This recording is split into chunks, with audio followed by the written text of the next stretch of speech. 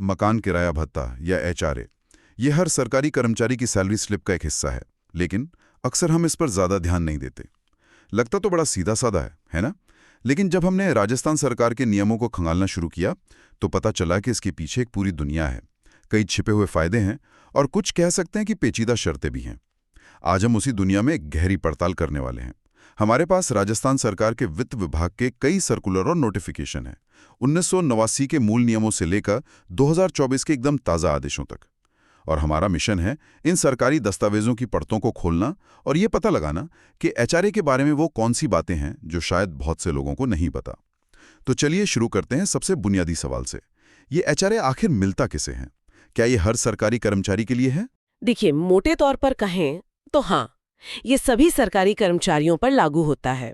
लेकिन जैसा कि सरकारी नियमों के साथ अक्सर होता है, असली कहानी छिपी है अपवादों में। मतलब ये जानना ज्यादा जरूरी है कि ये भत्ता किसे नहीं मिलेगा। अच्छा, तो वो कौन सी शर्तें हैं जो किसी को एचआरए से बाहर कर सकती हैं? सबसे आम वजह तो शायद सरकारी क्वार्टर ही होगी। बिल्कुल, नियम बहुत साफ हैं। अगर कोई कर्मचारी सरकार की तरफ से दिए गए किसी भी तरह के आवास में रह रहा है, किसी भी तरह के? हाँ, चाहे वो सरकारी क्वार्टर हो या किसी सरकारी विभाग जैसे देवस्थान विभाग का घर हो या फिर नगर पालिका जैसा कोई स्वायत्त निकाय उसे घर दे, तो एचआरए नहीं मिलेगा। सीधी सी बात है। मतलब सरकार आपको रहने की जगह भी दे और उसका किराया भी दे, ऐसा नहीं हो सकता? जी, ये तो समझ आता है। लेकिन कई बार ऐसा भी होता है कि क्वार्टर अलॉट तो हो गया पर कोई शिफ्ट नहीं हुआ। उस स्थिति में क्या होता है? उसके लिए भी एक समय सीमा तय है। जैसे ही आपको घर आवंटित होता है, उसके 8वें दिन से या जिस दिन आप घर पर कब्जा करते हैं, जो भी पहले हो, आपका एचआरए बंद हो जाएगा। 8 दिन का समय मिलता है? हाँ, और इसमें एक और दिलचस्प बात है। वो क्या? मान लीजिए आपको कोई सरकारी आवास नहीं मिला, लेकिन आप अपने माता पिता, पति या पत्नी या बच्चों को मिले सरकारी आवास में रह रहे हैं। अच्छा। तब भी आप एचआरए के हकदार नहीं होंगे। यहाँ तक कि अगर आप किसी दूसरे कर्मचारी को मुफ्त में मिले सरकारी आवास को उसके साथ शेयर कर रहे हैं, तब भी आपको एचआरए नहीं मिलेगा। ओहो, मतलब नियम का सार ये है कि अगर आप सरकारी आवास व्यवस्था का किसी भी तरह से फायदा उठा रहे हैं तो आपको ये भत्ता नहीं मिलेगा। बिल्कुल ठीक है, तो ये साफ हो गया कि सरकारी आवास मिलने पर एचआरए नहीं मिलेगा। अब आते हैं उस सबसे बड़े सवाल पर जो शायद हर कोई जानना चाहता है, और यहाँ एक बहुत बड़ा मिथक भी टूटता है। आमतौर पर यही माना जाता है कि एचआरए मतलब हाउस रेंट अलाउंस, तो ये सिर्फ किराए के घर के लिए होगा। लेकिन हमारे दस्तावेज वो कुछ और ही कहानी बताते हैं। क्या ये सच है कि अपने घर में रहने पर भी एचआरए मिल सकता है? बिल्कुल, और यही वो नियम है जिसके बारे में ज्यादातर कर्मचारियों को पता नहीं होता। सच में? हाँ, नियम साफ कहता है कि अगर आप अपने या अपने परिवार यानी पति पत्नी, बच्चों या माता पिता के घर में रह रहे हैं, तो भी आप एचआरए के हकदार हैं। एक मिनट, ये तो बहुत बड़ी बात है। मतलब अगर किसी ने खुद का घर बना लिया है या अपने माता पिता के घर में रह रहा है तो भी उसे एचआरए मिल सकता है। ये तो गेम चेंजर जानकारी है ना? लेकिन इसकी कोई शर्त तो होगी, ऐसे ही तो नहीं मिलता होगा? हाँ, शर्त है, पर बहुत आसान है। आपको बस एक सर्टिफिकेट देना होगा जिसमें आप ये बताते हैं कि आप उस घर के रखरखाव या प्रॉपर्टी टैक्स पर कुछ खर्च कर रहे हैं। अच्छा, किराया देने का सबूत नहीं देना? नहीं, आपको ये साबित नहीं करना है कि आप किराया दे रहे हैं। सिर्फ ये दिखाना है कि आप उस प्रॉपर्टी के मेंटेनेंस में योगदान दे रहे हैं, बस। कमाल है।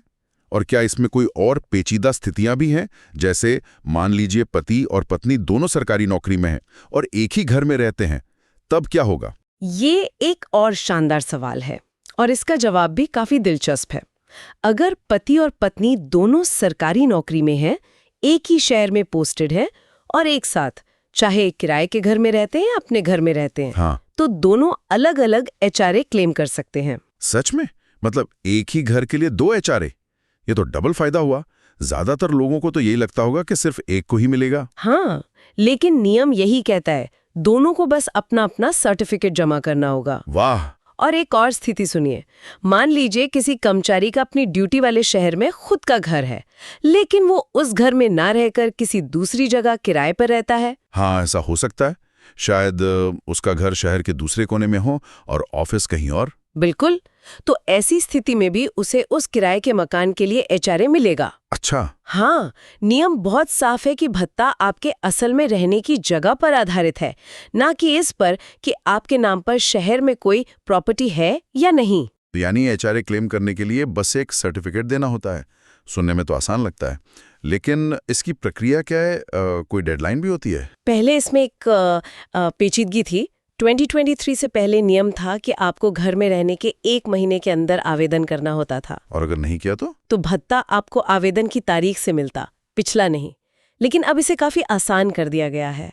अच्छा, क्या बदलाव हुआ है? अब आपको बस उसी वित्तीय वर्ष के दौरान एक तय फॉर्मेट में, जिसे एनेक्स्चर ए कहते हैं, सर्टिफिकेट जमा करना होता है। यानी काफी समय मिल जाता है। जी, प्रक्रिया को इतना सरल कर दिया गया है कि अब सरकार एक ऐसा आईटी सिस्टम भी बना रही है जो हर ट्रांसफर के बाद कर्मचारी को एसएमएस भेजकर याद दिलाएगा कि वो अपना एचआरए विकल्प चुन ले, ताकि कोई भूल ना जाए।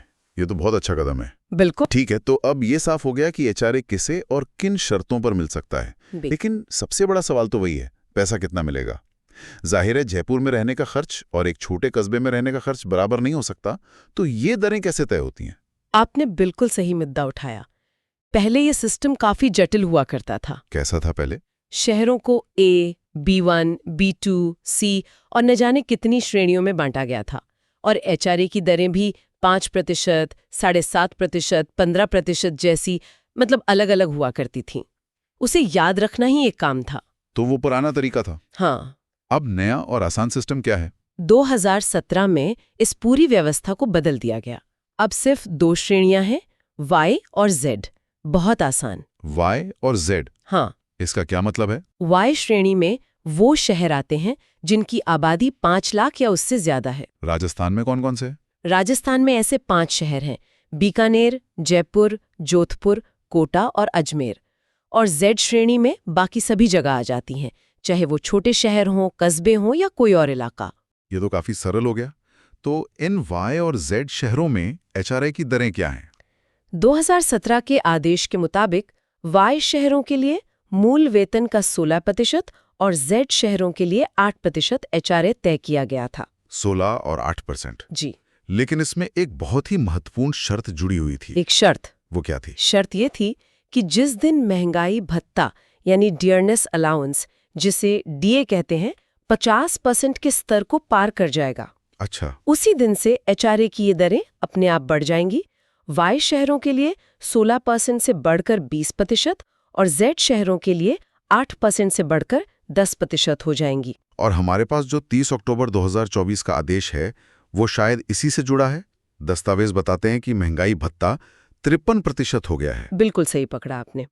चूंकि डीए 50% को पार कर गया है, इसलिए सरकार ने 1 नवंबर 2024 से एचआरए की नई दरें लागू कर दी हैं। तो अब नई दरें क्या हैं? अब Y श्रेणी के शहरों में मूल वेतन का 20% और Z श्रेणी के शहरों में 10% एचआरए मिलेगा। ये सभी कर्मचारियों के लिए एक अच्छी खासी बढ़ोतरी है। ये तो सामान्य स्थितियों की बात हुई, लेकिन नौकरी में कई बार अलग अलग हालात भी आते हैं। कभी लंबी छुट्टी पर जाना पड़ता है, कभी ट्रेनिंग होती है या फिर ट्रांसफर। ऐसी सूरतों में एचआरए का क्या होता है? हाँ, ये बहुत जरूरी सवाल है। और अच्छी बात यह है कि नियमों में इन सभी स्थितियों के लिए साफ निर्देश दिए गए हैं। तो चलिए सबसे पहले छुट्टी की बात करते हैं।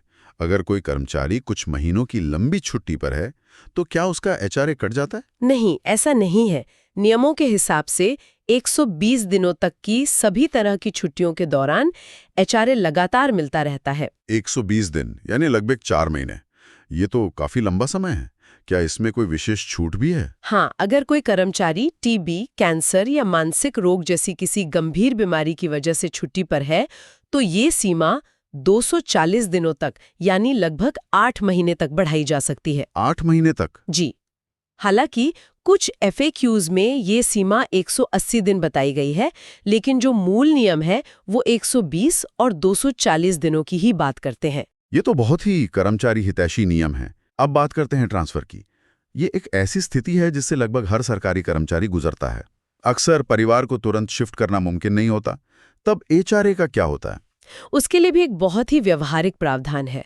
अगर ट्रांसफर के बाद कोई कर्मचारी अपने परिवार को पुराने स्टेशन पर ही छोड़ देता है, हाँ, जो अक्सर होता है, तो उसे 6 महीने तक पुराने स्टेशन की दर पर ही एचआरए मिलता रह सकता है, या जब तक उसे नए स्टेशन पर सरकारी आवास नहीं मिल जाता, जो भी पहले हो। यानी कर्मचारी को नई जगह पर सेटल होने के लिए पूरा समय दिया जाता है। और ट्रेनिंग के दौरान क्या होता है?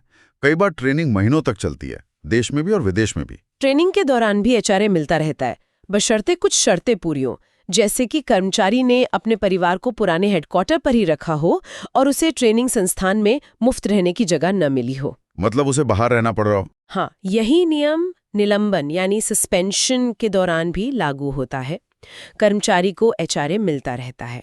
और एक और स्थिति है एपीओ यानी अवेटिंग पोस्टिंग ऑर्डर्स। हाँ, एपीओ। इस दौरान भी एचआरए देय होता है क्योंकि इसे ड्यूटी ही माना जाता है। ऐसा लगता है कि समय के साथ इन नियमों को कर्मचारियों के लिए और आसान बनाने की कोशिश की गई है।